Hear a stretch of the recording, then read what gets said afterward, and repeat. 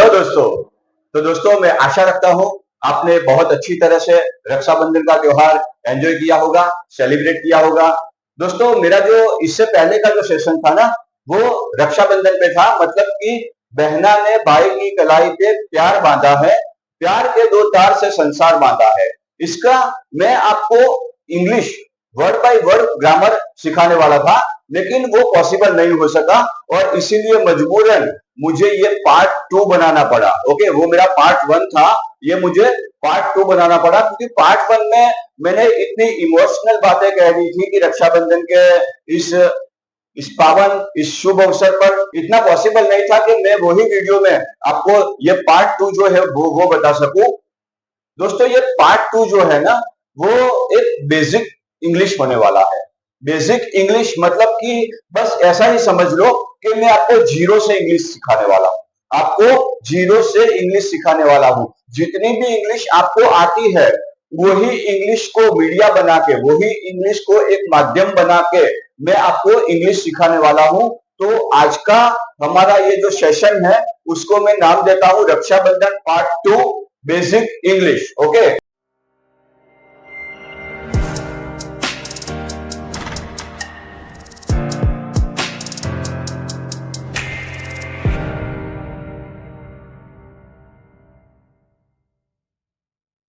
तो इससे अच्छा बेसिक इंग्लिश का टॉपिक आप समझ लीजिए कि कोई हो ही नहीं सकता।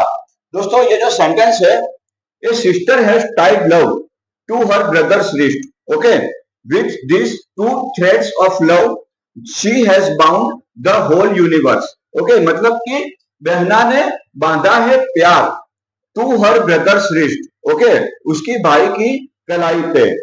विथ दिस टू थ्रेड्स, ये दो धागों से उसने प्यार बांधा है। ठीक है, ये दो धागों से मतलब कि प्यार के दो धागों से शी हैज बाउंड, उसने बांधा है द होल यूनिवर्स, पूरा ब्रह्मांड बांधा है। ओके, ये था उसका इंग्लिश और उसका जो इंग्लिश है उसकी एक छोटी सी समझ। ओके, अभी बेसिक इंग्लिश क्या होता है कि हमारे सामने एक सेंटेंस आता है कि चलो हिंदी में कोई सेंटेंस आ गया या मराठी में कोई सेंटेंस आ गया या तो गुजराती में कोई सेंटेंस आ गया या उड़िया तमिल किसी भी लैंग्वेज का कोई सेंटेंस हो सकता है। तो दोस्तों ये सेंटेंस का हमें इंग्लिश में ट्रांसलेशन करना है, तो हम कैसे करेंगे? ये सेंटेंस का हम ट्रांसलेशन कैसे करेंगे? दोस्तों मैं एक आपको चीज बता दूं कि हमारी जो स्माइल होती है ना, वो एक यूनिवर्सल लैंग्वेज होती है। मैंने अगर आपके सामने स्माइल कर दिया ना, तो सामने वाला समझ जाएगा कि ये एक दोस्ती का हाथ है।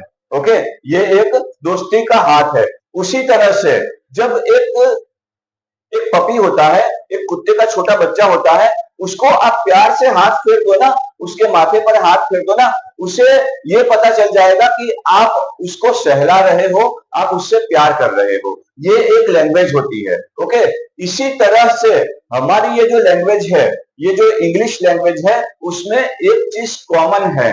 ये चीज हमको पता होनी चाहिए कि इसमें एक सब्जेक्ट होता है, एक वर्ब होता है और एक ऑब्जेक्ट होता है। ओके, जिस तरह से आप एक स्माइल समझ जाते हो ना, उसी तरह से सेंटेंस में एक सब्जेक्ट, एक ऑब्जेक्ट और एक वर्ब को समझना उतना ही जरूरी होता है। ये एक इंग्लिश सीखना है तो बेसिक है ये कि सेंटेंस बनाने के लिए एक सब्जेक्ट, एक वर्ब और एक ऑब्जेक्ट की जरूरत पड़ती ही पड़ती है। तो दोस्तों सबसे पहले हम समझ लेते हैं कि ये सब्जेक्ट सब्जेक्ट क्या होता है, सेंटेंस में सब्जेक्ट क्या होता है, उसका काम क्या होता है। तो सब्जेक्ट यानी कि कर्ता। ओके, जो कुछ काम कर रहा है वो हमारा कर्ता होता है। ठीक है, वो हमारे सेंटेंस में सब्जेक्ट होता है, वो हमारे सेंटेंस में कर्ता होता है। जैसे कि ये सिस्टर हैज टाइड लव, इतना ही सेंटेंस लीजिए, इतना ही। ओके, मैं यहाँ पे एक फुल स्टॉप लगा देता हूं, यहां से आगे आपको नहीं जाना है। एक बहना ने प्यार बांधा है। Okay, a sister has tied love, तो एक बहना ने प्यार बांधा है। इसमें कर्ता कौन है, इसमें सब्जेक्ट कौन है? मुझे सिर्फ आपको सब्जेक्ट ही समझाना है। तो इसमें सब्जेक्ट कौन है, इसमें कर्ता कौन है? तो जो प्यार बांधने की क्रिया कर रहा है वो हमारा कर्ता है। वो कौन है? एक बहन। ओके, ए सिस्टर, ये ए सिस्टर जो है वो हमारा सब्जेक्ट है। ओके, मतलब कि कुछ कर रहा है, कुछ करने की क्रिया उसकी चालू है, या वो कुछ क्रिया कर चुकी है, कुछ भी हो सकता है। तो वो जो क्रिया करने वाला है वो हमारा सब्जेक्ट है, वो हमारा करता है। ओके, तो यहाँ पे ये सिस्टर जो है वो हमारा सब्जेक्ट है, वो हमारा करता है। अभी जो चीज की गई है, ओके, जो चीज की गई है, जो चीज को अंजाम दे दिया गया है, ओके, तो क्या किया है कि बांधा है। ओके, वो चीज को अंजाम मतलब कि कौन सी क्रिया हुई है कि बांधने की क्रिया हुई है, वो हमारा वर्ब होगा। उसको हम हिंदी में क्रिया भी बोलते हैं, क्रियापद भी बोलते हैं। ओके, एक ऐसा पद कि जो क्रिया को संकेत देता हो, क्रिया के बारे में कुछ इंडिकेशन देता हो, ऐसा एक पद। तो ये जो हैश टाइड है ये हमारा वर्ब हो गया। ओके, ये हमारा वर्ब हो गया। दोस्तों मुझे इसको भी डिटेल में समझाना है, लेकिन मैं बाद में समझाऊंगा कि ये हमारा हेल्पिंग वर्ब है। जो हैश है वो हमारा हेल्पिंग वर्ब है, और ये जो टाइड है वो हमारे मेन जो वर्ब है ना उसका पास्ट पार्टिसिपल है, लेकिन वो मैं आपको बाद में समझाऊंगा। Okay, a sister has Tide मतलब कि बहना ने बांधा है। तो बहना ने बांधा है तो बहना करता हो गई। अब बांधा है, बांधने की क्रिया हुई है, तो वो हमारी एक क्रिया हो गई, वो हमारा एक वर्ब हो गया। तो जो करता है वो सब्जेक्ट है, जो क्रिया हुई है वो हमारा वर्ब है। ओके, जो क्रिया हुई है वो हमारा वर्ब है। अभी क्रिया किस पे हो रही है, वो क्रिया का असर किस पे हो रहा है कि क्या बाधा, ऐसा सवाल पूछोगे ना कि क्या बाधा, तो लव, प्यार, ये हमारा ऑब्जेक्ट है। ओके, लव, प्यार की क्या बाधा है, प्यार बाधा है, ये हमारा ऑब्जेक्ट है। तो ये थी डेफिनेशन, एक सिंपल डेफिनेशन, सब्जेक्ट, वर्ब और ऑब्जेक्ट। ओके, सब्जेक्ट, वर्ब और ऑब्जेक्ट।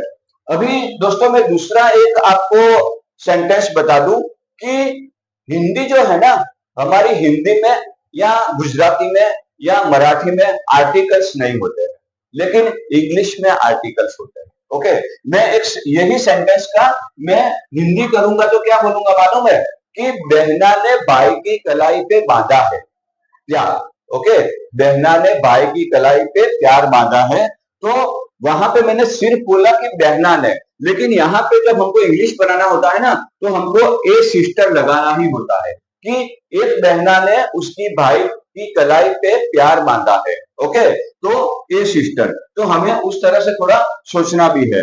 अभी दूसरा एक सेंटेंस लेते हैं कि चलो ये सेंटेंस हमारा एक सेंटेंस तक था वो फिनिश हो गया।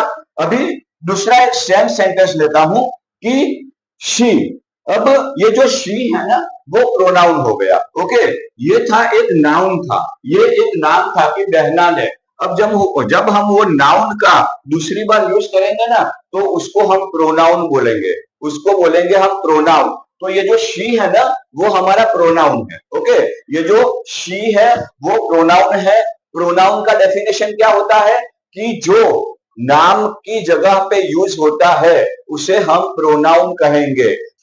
एक होता है नाम, एक होता है सर्वनाम। तो ये जो प्रोनाउन है उसको हम सर्वनाम भी बोलते हैं। ये जो प्रोनाउन है वो नाम की जगह पे यूज होता है। ओके, जैसे यहाँ पे होता कि ऐश्वर्या हैज टाइड लव, या तो Sushmita has tied love. Okay, तो वो ऐश्वर्या या सुष्मिता क्या होता कि एक नाम होता। ओके, वो ऐश्वर्या या सुष्मिता एक नाम होता, लेकिन मुझे दूसरी बार ऐसा नहीं बोलना है कि ऐश्वर्या ने बांधा है पूरा यूनिवर्स, ऐसा मुझे दूसरी बार उसका नाम नहीं पुकारना है। तो मैं यूज करूंगा शी। ओके, मैं ऐश्वर्या की जगह पे या सुष्मिता की जगह पे मैं यूज करूंगा शी। तो ये जो शी है वो हमारा प्रोनाउन है। ये कंप्लीट डेफिनेशन हो गई एक प्रोनाउन की और एक नाउन की। ओके, कि नाउन क्या होता है और प्रोनाउन क्या होता है, कि जो नाम की जगह पे यूज होता है उसे हम प्रोनाउन कहते हैं। अब ये जो शी है उसने पूरा संसार बांधा है, तो शी हमारा सब्जेक्ट है। वापिस उसी पे आया मैं, ये शी जो है वो हमारा सब्जेक्ट है।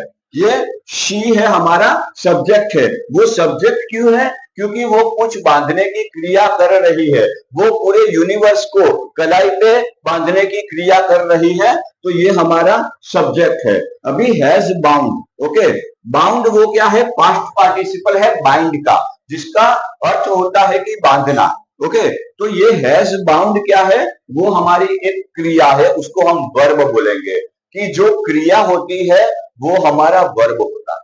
जैसे कि she is reading a book, okay, तो जो शी है ना वो हमारा सब्जेक्ट है, इज रीडिंग जो है वो हमारा क्रियापद है, और ए बुक जो है ना वो हमारा ऑब्जेक्ट है। यानी कि वो बुक पे असर हो रहा है क्रिया का, कि बुक पढ़ी जा रही है, तो बुक ऑब्जेक्ट हो गया, जो पढ़ने की क्रिया है वो हमारा वर्ब हो गया, और जो शी जो किताब पढ़ रही है वो हमारा सब्जेक्ट हो गया। ओके, तो she has bound, has bound मतलब कि बांधने की क्रिया कर रही है, तो क्रिया जो हो रही है वो हमारा वर्ब है। अब द होल यूनिवर्स हमारा ऑब्जेक्ट है, ये हमारा ऑब्जेक्ट है कि वो बांध रही है, लेकिन क्या बांध रही है? बांधने की जो क्रिया है उसका असर किस पे हो रहा है? तो पूरे यूनिवर्स पे, मतलब कि वो कलाई पे पूरा यूनिवर्स बांध रही है, पूरा ब्रह्मांड बांध रही है। ओके, तो ये जो होल यूनिवर्स है वो एक ब्रह्मांड की ओर संकेत करता है, जिस पर क्रिया का असर हो रहा है, जिस पर क्रिया का असर हो रहा है वो हमारा ऑब्जेक्ट होता है। तो जैसे किताब पढ़ी जा रही है, तो किताब पर पढ़ने का असर होता है, तो किताब यानी अ बुक वो हमारा ऑब्जेक्ट होता है। वैसे ही द होल यूनिवर्स वो हमारा ऑब्जेक्ट होता है। तो दोस्तों ये थी डेफिनेशन एक सब्जेक्ट, एक वर्ब और एक ऑब्जेक्ट की, कि शी वो हमारा सब्जेक्ट है, हैज बाउंड वो हमारा वर्ब है, और द होल यूनिवर्स वो हमारा एक ऑब्जेक्ट है। ओके, तो सब्जेक्ट, ऑब्जेक्ट और वर्ब ये तीनों को मिला के एक होता है पूरा सेंटेंस। वो सब्जेक्ट, वर्ब और ऑब्जेक्ट, उसके पीछे जो शब्द लगते हैं उनको हम अदर वर्ड्स भी बोलते हैं। ऐसा नहीं कि यहां तक फिनिश हो गया, ओके, ये सेंटेंस फिनिश नहीं भी होता है, उसके आगे भी सेंटेंस होता है। अब मैं और एक एग्जांपल देता हूं कि ये फुल स्टॉप जो है वो मैं हटा देता हूं। अब क्या है कि a sister has tied love to her brother's wrist, okay, a sister has tied love to her brother's wrist. तो सिस्टर ने प्यार बांधा है, पर किस पे बांधा है? तो उसके भाई की कलाई पे। तो ये हो गया हमारा सब्जेक्ट, ये हो गया हमारा वर्ब, ये हो गया हमारा ऑब्जेक्ट, और ये जो टू हर ब्रदर्स लिस्ट है ना वो हमारे अदर वर्ड्स बोले जाते हैं। ओके, वो हमारे अदर्स वर्ड्स बोले जाते हैं, जिसको हम बोलते हैं पार्ट ऑफ स्पीच। ओके, ये पार्ट ऑफ स्पीच है ना वो 9 तरह के होते हैं, वो 9 तरह के होते हैं, वो 9 टाइप्स के होते हैं। वो मैं आपको आगे उसका पूरा लेसन समझाऊंगा कि ये पार्ट ऑफ स्पीच क्या होते हैं। तो टू हर ब्रदर्स लिस्ट यानी कि उसकी भाई की कलाई पे बांधा है। ओके, इसको पूरा हम कहेंगे प्रपोजिशनल फ्रेज। ओके, कि ये जो टू है वो प्रपोजिशन है। ओके, ऐसे ही मतलब कि मैं जो आपको सिखाने जा रहा हूं वो मेरा उद्देश्य यही है कि सब्जेक्ट क्या होता है, okay, sister subject, has tied वो वर्ब हुआ, और लव जो है वो हमारा ऑब्जेक्ट हुआ, और टू हर ब्रदर्स लिस्ट वो हमारे अदर वर्ड्स हुए, वो हमारे अदर वर्ड्स हुए। बस इतना ही एक सेंटेंस आपको समझना है, कि एक सेंटेंस को अगर आपको किसी भी लैंग्वेज में तब्दील करना है तो इतना ही समझना है कि एक सेंटेंस में सब्जेक्ट होता है, वर्ब होता है और ऑब्जेक्ट होता है। दोस्तों मैंने थोड़ा ज्यादा ही समझा दिया है, ठीक है, पर यह बहुत जरूरी था कि सब्जेक्ट, वर्ब और ऑब्जेक्ट के बिना आप सेंटेंस नहीं बना सकते हो। ओके, सब्जेक्ट, वर्ब और ऑब्जेक्ट के बिना आप सेंटेंस नहीं बना सकते हो। दोस्तों अब बारी है ये जो पूरा सेंटेंस है इसको word by word English grammar सीखने की। मजा अब आने वाला है दोस्तों कि इंग्लिश ग्रामर सीखने की। अभी सबसे पहले क्या होता है ना कि कोई भी ऐसा सेंटेंस आता है आपके पास, तो सबसे पहले आपको उसका टेंस तराशना है। इसका टेंस क्या होगा वो आपको जानना है। तो वो आप जानेंगे कैसे? थोड़ा सा दिमाग लगा, कि ये क्रिया जो है वो हो चुकी है, अभी चालू है, या तो वो होने वाली है। उसपे से हम टेंस का पता लगाएंगे, उसपे से हम टेंस का पता लगाएंगे। तो ये सेंटेंस में टेंस क्या होता है कि एक बहना ने भाई की कलाई पे प्यार बांधा है, मतलब कि वो बांधने की क्रिया जो है वो खत्म हो चुकी है। ओके, बांधा कब है कि 5 मिनट पहले, या बरसों से बांधती चली आ रही है, या तो 1 महीने पहले बांधा है। तो बहना ने भाई की कलाई पे प्यार बांधा है, तो वो जो बांधा है ना, वो क्रिया पास्ट में शुरू हो चुकी थी और अब बंध चुकी है, कि वो राखी उसका प्रतीक है कि ये बांध दिया है। मतलब कि उसका जो क्रिया हो गई है, जो पास्ट में फिनिश हो गई है, उसका असर हमारे हाथ में अभी मौजूद है, वो राखी के तौर पे। तो ये होगा प्रेजेंट परफेक्ट टेंस। ओके, ये होगा प्रेजेंट परफेक्ट टेंस। हमें ये पता चलना चाहिए कि क्रिया पास्ट में फिनिश हो चुकी है और उसका असर अभी भी चालू है, उसका असर हम देख रहे हैं, उसका इफेक्ट अभी जो भी चालू है वो हम देख रहे हैं। इसको हम बोलेंगे कि प्रेजेंट परफेक्ट टेंस। अब प्रेजेंट परफेक्ट टेंस जो है ना, इसका ये फॉर्मेट है, ये जो फॉर्मेट है वो प्रेजेंट परफेक्ट टेंस का फॉर्मेट है। तो दोस्तों, मैं आपको इसके जरिए, सबसे पहले क्या होता है कि ए सिस्टर जो है वो एक कॉमन नाउन है।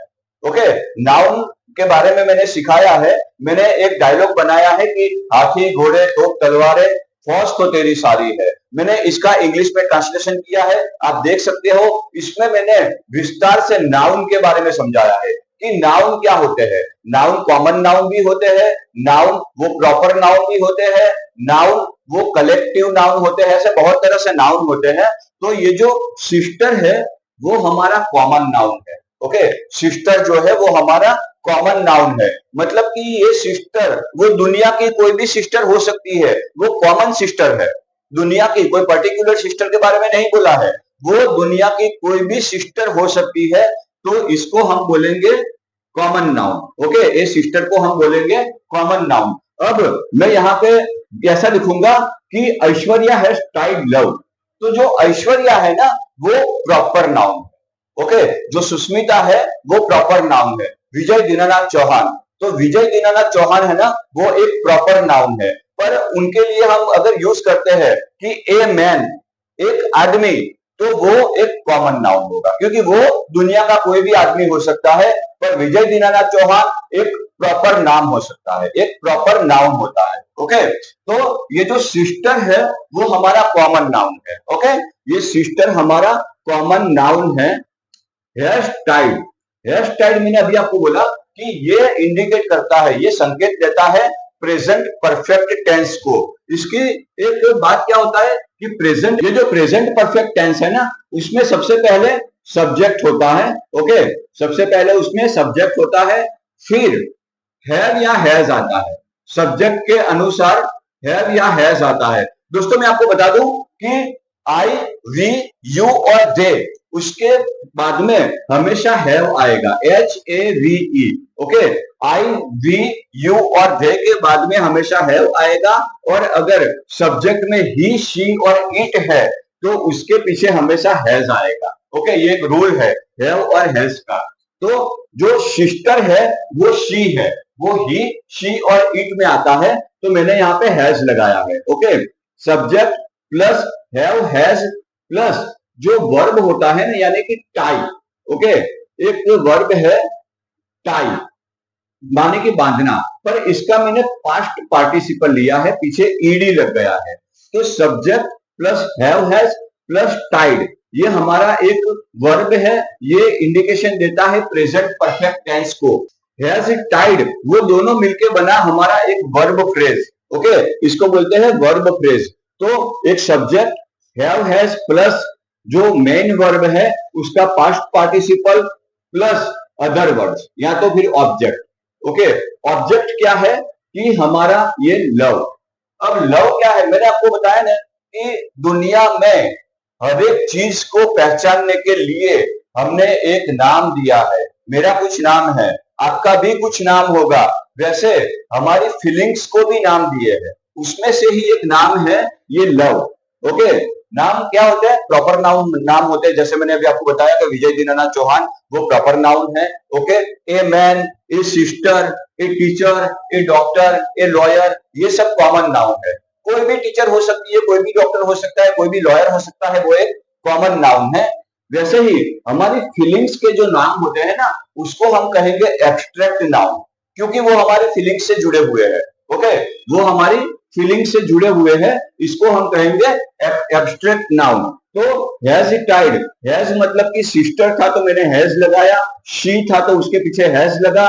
टाइड जो है वो प्रेजेंट परफेक्ट टेंस को इंडिकेट करने के लिए मैंने जो मेन वर्ब है टाई, उसके पीछे डी लगाया है, तो ये हमारा पास्ट पार्टिसिपल हो गया। अभी ये जो लव है, जो बांधने की क्रिया है, ओके, उसका ये ऑब्जेक्ट है। जो बांधने की क्रिया है उसका ये ऑब्जेक्ट है, तो ये लव है, ये भी एक नाउन है। ओके, ये सिस्टर जो है वो हमारा कॉमन नाउन है। ये जो नाम जो लव है वो हमारा एक एब्स्ट्रैक्ट नाउन है जो हमारी फीलिंग्स को इंडिकेट करता है। अभी दोस्तों आगे सबसे अच्छी बात करता हूं कि ये जो टू हर ब्रदर्स है ना, to her brother's wrist. Okay, तो ये टू क्या है? टू एक प्रपोजिशन है। टू एक प्रपोजिशन है। इसकी सबसे अच्छी बात यह होती है कि प्रपोजिशन में एक शब्द छुपाया है कि पोजीशन। ये टू जो है ना वो पोजीशन इंडिकेट करता है, वो पोजीशन को बताता है। बहना ने प्यार बांधा है। ओके, बहना ने प्यार बांधा है, पर कहां पे बांधा है? बहना ने प्यार तो बांध लिया, तो कहां पे बांधा है? वो पोजीशन को इंडिकेट करने के लिए मैंने टू का यूज किया है कि टू हर ब्रदर्स लिस्ट। तो ये जो टू है ना वो हमारा प्रपोजिशन है, ये जो टू है वो हमारा प्रीपोजिशन है। तो टू हर ब्रदर्स, हर मतलब कि एक जो पजेसिव एडजेक्टिव बोलते हैं, हर को हम पजेसिव एडजेक्टिव बोलते हैं। ये पजेसिव एडजेक्टिव क्या होते हैं कि पजेसिव मतलब कि कुछ मालिकी या कुछ अधिकार दिखाना। ओके, तो ये अधिकार किसका है कि हर ब्रदर श्रेष्ठ, उसके उसके भाई की कलाई का।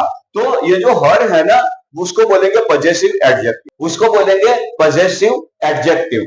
ये पजेसिव वर्ड में जहां भी यूज करूं ना तो आपको समझ लेने का कि पजेसिव मतलब कि कुछ अधिकार। देखो, जैसे हमको कोई ऑफिस लेना हो ना तो सबसे पहले क्या करेंगे, हम बिल्डर को पैसे दे देंगे, उसके बाद में वो हमें पजेशन लेटर देगा। तो ये जो पजेशन लेटर है ना वो ऑफिस पे हमारा अधिकार हो गया है, वो एक संकेत देता है। उसी तरह से ये पजेसिव एडजेक्टिव है ना, वो ये जो हमारा नाउन है, ये जो हमारा सब्जेक्ट है, वो उसका अधिकार है ये कि हर ब्रदर श्रेष्ठ उसके भाई की कलाई पे, तो ये अधिकार का संकेत है। ये टू जो है वो हमारा प्रपोजिशन है, ये जो हर है ना वो हमारा पजेसिव एडजेक्टिव है। अभी ब्रदर्स रिस्ट। ओके दोस्तों, एक छोटी सी बात आपको समझा दूं कि ये ब्रदर यानी भाई होता है। ओके, ब्रदर यानी भाई होता है। अब दूसरी एक बात मैं बताने जा रहा हूं कि ब्रदर्स तो उसकी भी एक अधिकार हो गया, उसकी भी एक मालिकी हुई कि ब्रदर्स रिस्ट यानी कि भाई की कलाई पे। भाई की कलाई किसकी? सिस्टर की। ओके, तो उसके लिए मैंने हर यूज किया। और कलाई किसकी? तो वो भाई की। तो ये जो छोटा सा मैंने बिंदु रखा है ना यहाँ पे, इसको हम बोलते हैं एपोस्ट्रोफी। ये जो मैंने एक छोटा सा बिंदु रखा है ना इसको हम बोलेंगे एपोस्ट्रोफी। वो एपोस्ट्रोफी है ना वो भी मतलब कि एक अधिकार को इंडिकेट करता है, वो एक मालिकी बताता है कि ब्रदर श्रेष्ठ यानी कि भाई की कलाई पे। ओके, यहाँ पे ब्रदर ये जो एपोस्ट्रोफी एस लगा है उसके मतलब होता है कि भाई की कलाई पे, मेरी कलाई पे नहीं या उसकी कलाई पे नहीं, पर एक बहन ने उसकी भाई की कलाई पे बांधा है, ये इंडिकेट होता है एपोस्ट्रोफी से। ओके, तो टू हमारा प्रपोजिशन है, ये हर जो है वो इसका पजेसिव एडजेक्टिव है। ब्रदर यानी भाई, तो ब्रदर्स रिस्ट, रिस्ट यानी कि बॉडी का वो हिस्सा जिस पर राखी बांधी जाती है यानी कि कलाई। ओके, तो ये एक सेंटेंस खत्म हो गया कि बहना ने भाई की कलाई पे प्यार बांधा है। अभी आगे चलते हैं कि which this two threads of love. अब जो राखी है ना उसको हमने प्यार का प्रतीक दिया है। ओके, राखी को हमने प्यार का प्रतीक दिया है, तो ये जो राखी के दो धागे हैं ना वो प्यार के धागे हैं कि विथ यानी के साथ। ओके, ये जो सिस्टर ने भाई की कलाई पे बांध दिया है, किसके साथ? कि with this two threads of love. Okay, ये दो प्यार के धागों के साथ उसने पूरा ब्रह्मांड बांध लिया है, उसने पूरा संसार बांध लिया है। ओके, तो विथ क्या है? विथ वो भी हमारा एक प्रपोजिशन है कि जिसका मतलब होता है कि के साथ में, उसके साथ में। दीज, ये जो दीज है ना, वो दीज का प्लूरल है। देखो, दीज मतलब क्या होता है कि मैं ऐसा बताऊंगा कि ये एक लड़का है, this is a boy. Okay, तो ये एक लड़का है, वो दिस है। लेकिन क्लास में बहुत सारे बच्चे हैं और कोई आया बाहर से, तो मैं क्या बोलूंगा? These are boys. Okay, these are boys. तो वैसे ही ये दीज जो है, वो दीस जो एक आदमी को इंडिकेट करता है, दीस, उसका मैंने प्लूरल किया है दीज, जो कि बहुत सारे बच्चे, बहुत सारे आदमी या बहुत सारी चीज को इंडिकेट करते हैं। तो यहाँ पे जो टू थ्रेड्स है ना, इसके लिए मैंने दीज यूज किया। अगर ओनली थ्रेड होता तो मैं यहाँ पे दिस लिखता कि दिस थ्रेड, मगर ऐसा नहीं। यहाँ पे टू थ्रेड्स, एक से ज्यादा है, मतलब कि दो धागे को मैंने संकेत देने के लिए मैंने दीज का यूज किया। ये दीज जो है वो दीज का प्लूरल है। ये दीज जो है वो दीज का प्लूरल है। अभी टू थ्रेड्स, थ्रेड यानी कि धागा। ओके, ये थ्रेड्स क्या है कि एक प्लूरल नाउन है। ओके, थ्रेड होता तो एक सिंगुलर नाउन होता। थ्रेड जो है वो हमारा सिंगुलर नाउन होता, पर पीछे एस, पर उसके पीछे एस लगा दिया है, तो ये हमारा एक प्लूरल नाउन हो गया। थ्रेड का प्लूरल क्या होता है? थ्रेड्स, क्योंकि वो दो धागे हैं, two threads. Okay, of love, ये ऑफ है ना, वो भी हमारा प्रपोजिशन है कि वो प्यार के धागे से। ओके, प्यार के धागे से लव, लव वापस हमारा नाउन हो गया, जो कि एब्स्ट्रैक्ट नाउन है। ओके, लव मतलब हमारा एब्स्ट्रैक्ट नाउन है। अभी वापस शी हैज बाउंड, जो पहला सेंटेंस मैंने आपको समझाया ना, वो सेम सेंटेंस है। ओके, कि शी क्या है? हमारा सब्जेक्ट है।